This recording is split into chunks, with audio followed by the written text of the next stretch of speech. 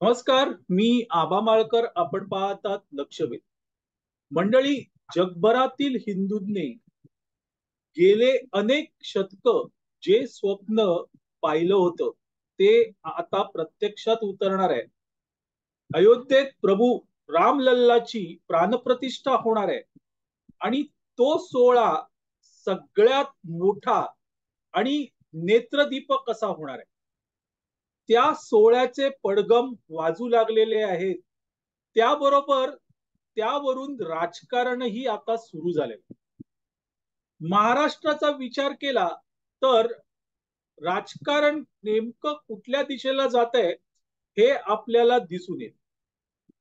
या सोहळ्याला म्हणजे प्राणप्रतिष्ठेच्या सोहळ्याला उपस्थित राहण्यासाठी जगभरातील मान्यवरांना निमंत्रण देण्यात आलेले.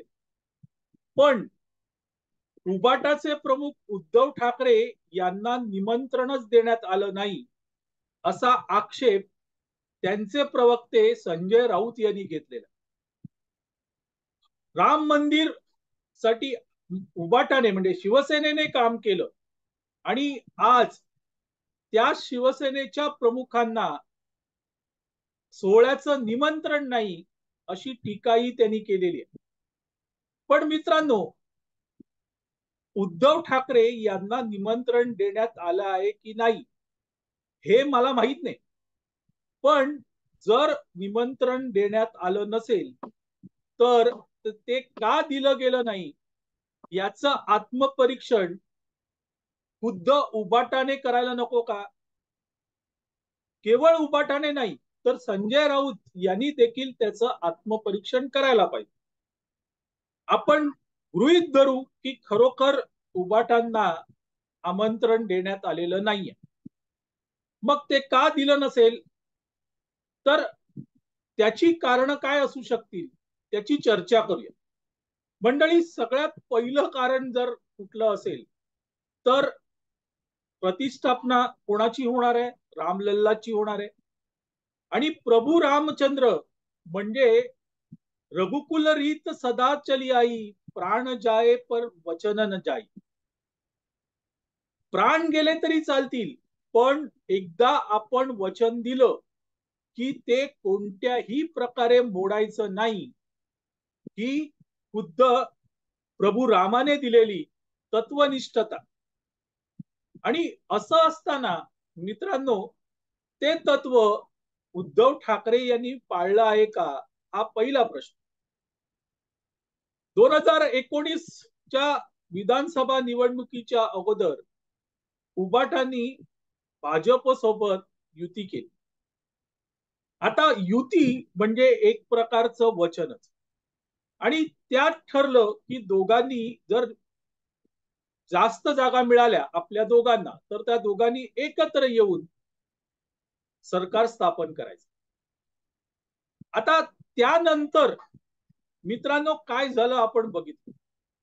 ते जे वचन उद्धव ठाकरे यांनी दिलेलं की एकत्र सरकार स्थापन करू, ते त्यांनी पाळलं का? नाही पाळलं. ते प्राणाची चिंता नाही पण वचनच पाळलं नाही. तो एक मुद्दा. ठीक आहे, आपण असं समजू की उद्धव ठाकरे यांनी बाळासाहेबांना वचन दिलं आणि याचा वारंवार उल्लेख उद्धव ठाकरे करत असतात की मी बाळासाहेबांना वचन दिलं की एका शिवसैनिकाला मुख्यमंत्री बनवेल. त्यानंतर खरंच एक शिवसैनिक मुख्यमंत्री झाला का, हा दुसरा प्रश्न. उद्धव ठाकरे स्वतः मुख्यमंत्री झाले पण शिवसैनिक काही मुख्यमंत्री होऊ शकला नाही किंवा त्यांनी केला नाही. मग बाळासाहेबांना दिलेलं वचन शरद पवारांसाठी कोणी तोडलं तर उद्धव ठाकरे यांनी तोडलं. रघुकुल रीत सदा चली आई, प्राण जाए वचन न जाई, वचनच तोडलं. मग अशा रामलल्लाच्या प्राण प्रतिष्ठेसाठी खरंच उद्धव ठाकरे यांना अयोध्येत बोलवलं जाईल का, हा मोठा प्रश्न आहे.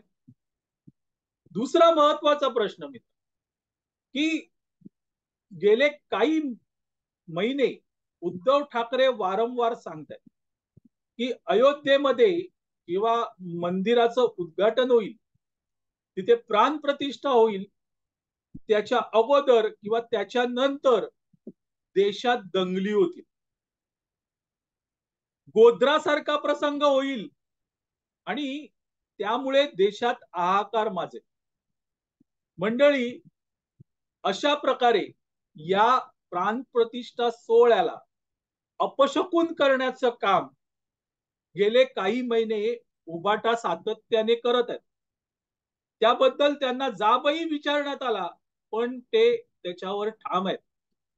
आता असा अपशकुन करणाऱ्याला या सोहळ्याचं आमंत्रण देण्यात येईल का? तिसरा मुद्दा मित्रांनो, ज्यांना रामाचं अस्तित्वच मान्य नाही, राम हे काल्पनिक होते, राम सेतू हा काल्पनिक आहे, अयोध्येत मंदिर नव्हतंच, ती मशीदच होती, यासाठी अनेक दशक कोर्टात भांडणारे राजकीय पक्ष म्हणजे काँग्रेस, त्यानंतर कम्युनिस्ट पक्ष, यांच्या सोबत आज उद्धव ठाकरे आणि राम अस्तित्वातच नाही, राम काल्पनिकच आहे, ही त्यांची भूमिका म्हणजे आमची भूमिका नाही, असं उद्धव ठाकरे यांनी आतापर्यंत कुठे सांगितलेलं नाहीये. किंवा त्यावरून त्यांनी आपल्या मित्र पक्षांना कानपिचक्याही दिलेल्या नाहीयेत. मग उद्धव ठाकरे यांना खरंच रामाचं अस्तित्व मान्य आहे का, याचं उत्तर ते देतच नाहीयेत. अशा वेळेस खरंच उद्धव ठाकरे यांना या सोहळ्याचं निमंत्रण दिलं जाईल का, हाही प्रश्न आहे. आणि शेवटचा मुद्दा मित्रांनो, की मागचे काही महिने जेव्हापासून उद्धव ठाकरे हे राष्ट्रवादी काँग्रेस सोबत आहेत, तेव्हापासून आमचं हिंदुत्व शेंडी जाणव्याचं हिंदुत्व नाही. थोडक्यात काय तर हिंदू धर्मातील कर्मकांड आम्हाला मान्य नाही आणि इथे तर प्रभू श्री रामाची प्राणप्रतिष्ठा होते आहे आणि ते एका अर्थाने म्हणजे उद्धव ठाकरे हे जे म्हणतात त्या अर्थाने कर्मकांडच आहे. मग ज्यांना कर्मकांड मान्य नाही त्यांना कर्मकांडाचं निमंत्रण का देण्यात यावं, हाही प्रश्न आहे. मित्रांनो, जर उद्धव ठाकरे यांना या राम लल्ला प्रतिष्ठापनेचं आमंत्रण मिळालं नसेल तर त्यासाठी ही 4 कारणं असू शकतात आणि त्याचा विचार खुद्द उद्धव ठाकरे आणि संजय राऊत यांनीच करायला पाहिजे. त्यावरून राजकारण करणं सोडून द्या, पण हा विचार तर करू शकाल. असो मंडळी, आता इथे थांबतो. आपल्याला हा व्हिडिओ आवडला तर लाईक करा, शेअर करा, लक्षवेधला सबस्क्राईब करा. धन्यवाद.